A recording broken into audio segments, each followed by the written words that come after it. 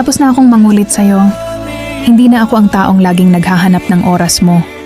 Akala ko dati totoo ang lahat ng mga sinasabi mo. Yung mga salitang ingat ka, nandito lang ako at mahalaga ka sa akin. Pinaniwala mo ako na totoo lahat ng yon.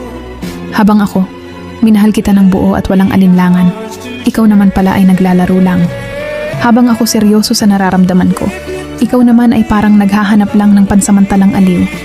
Pero salamat pa rin.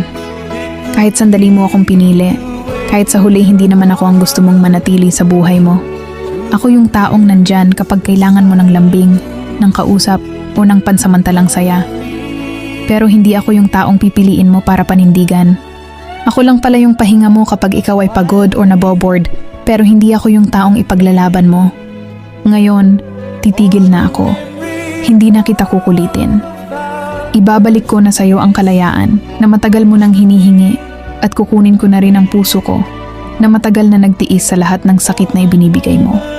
Masakit ang bumitaw pero mas masakit ang manatili kung paulit-ulit mong ipaparamdam na mas mahalaga ang iba at paliwala lang kung ano ang aking nararamdaman.